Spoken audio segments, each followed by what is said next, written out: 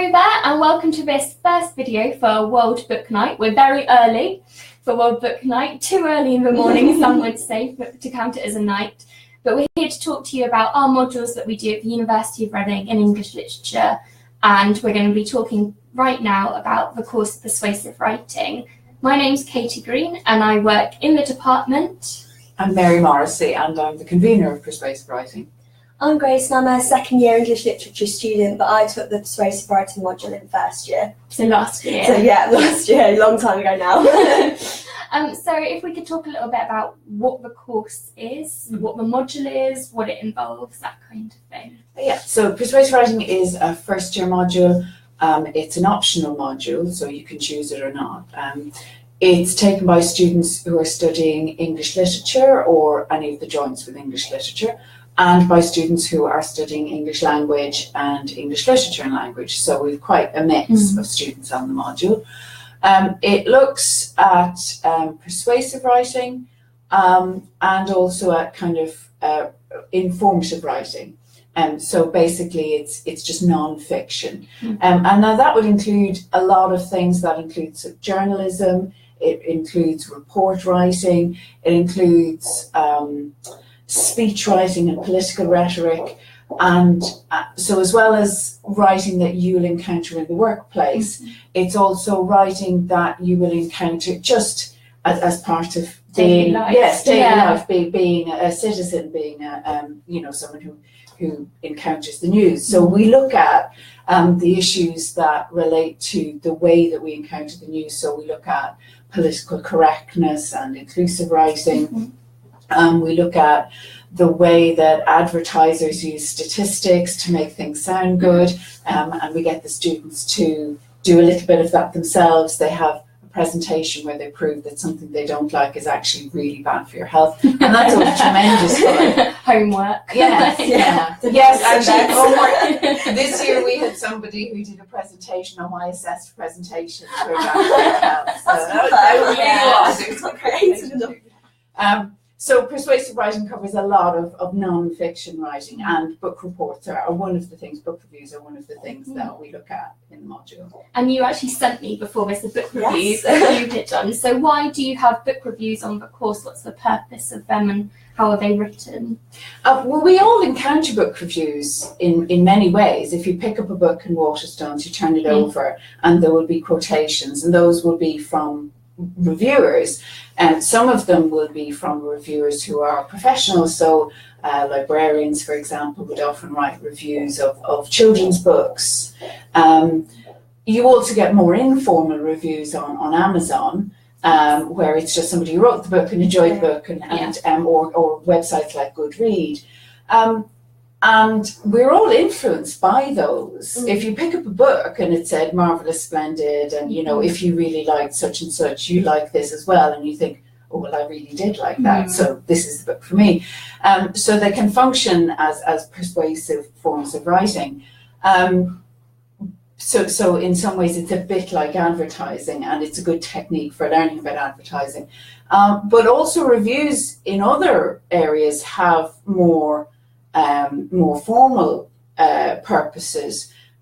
So in scholarly writing, we will review books by other scholars to give an assessment of whether or not the book achieves what it sets out to achieve, and whether the methodology is correct. And it's a bit like the feedback you give on essays. That's the way we feedback to each other.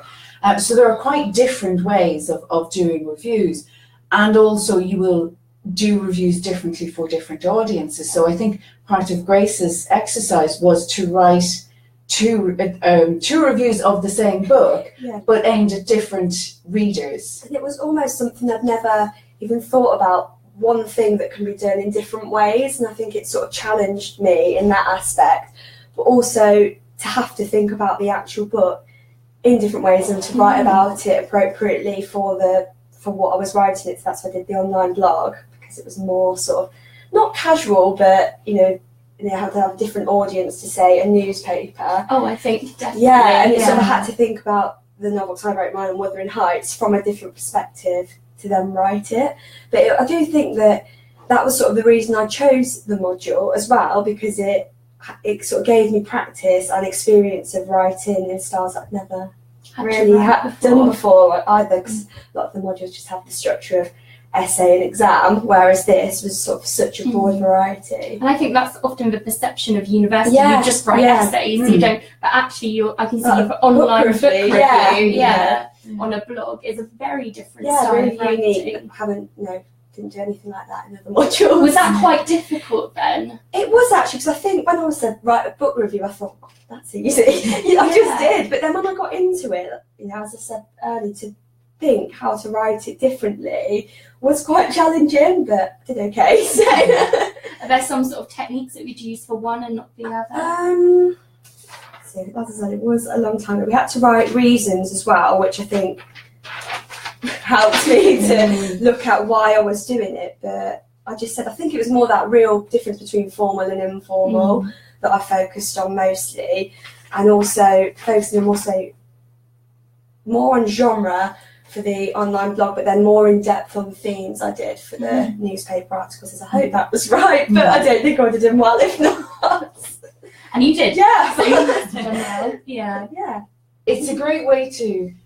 It's a great way to kind of foreground the training that you get in an English literature degree, because any essay you go to write, you will think about genre and you will think about form and theme and things like that. But this exercise asks you to think about whether or not that sort of information is right for this kind of audience, or whether you downplay that element for this audience and upplay another element for that audience. So all of that training is already there, even from A-level English Lit, but it's a way of making you more aware of the very useful skills you have at tailoring the way you write for different audiences. Definitely. I was going to say, it almost helped me what I'd learned from other modules. This module gives you the chance to know how you can apply it, then to obviously the variety of careers, because I think as well with English literature often you don't really know actually how much that you can go into, whereas within each assessment it goes, I think we had to write a letter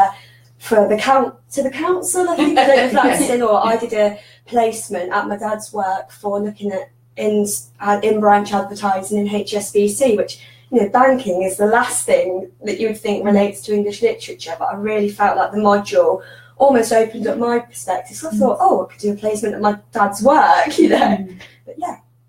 It really shows that literature can take you anywhere. Yeah, definitely. Yes, and the training you get in writing has huge applications in, and that goes for English language and English literature. Yeah, definitely. Yeah, it sort of set me up with a lot of skills that then helped me further on in my degree. So I've now do the communications at work module, and a lot of skills that I learned from Persuasive Writing I've been able to carry on to that. So I've had to write another report this year. And I think on Business of Books we do book reviewing again, and we look at on that's a part 2 module, so it's the year after Persuasive Writing, and that looks at how the publishing industry works. And we do a little bit, we begin by looking at how books were made in the 15th and 16th century, when every letter was on a little piece of metal type and it took ages. And we end the module by looking at the Kindle ebook production, where you just upload your document and there it is. It's amazing the difference. So, and also with World Book Night, it was nice to actually be able to write on a book that I'd chosen myself as well. I thought that, because people wrote about all different ones. I think I did one that was on the genre and context module anyway, but Wuthering Heights is one of my favourite books. So it's everyone's, I think. But and also it's one I think that you often study at A-level and more GCSE. Yeah, I think I did actually know you said. Yeah. And sometimes when you study a book for too long, you kind of have to give it a rest. Yeah, definitely. We studied the Mayor of Casterbridge for GCSE. I studied the Mayor of Casterbridge for GCSE, and by the time we had gone through every chapter, annotating every page, I don't think I read another Hardy novel for about 5 years. But now I'm back reading Hardy, so that's good. Yeah, no, that's sort of the same with this. Sort of hadn't looked at it for a while and then did it again. So, do you still like it? Yeah. Now you read it every Christmas. No. Oh, good. Well, I hope that's been interesting for you. I'll put some information below where you can find out more details about the course as well. And if you have any questions for Mary, myself, or Grace, put them below and I'll try and get an answer back to you today. All right, thanks very much. Bye.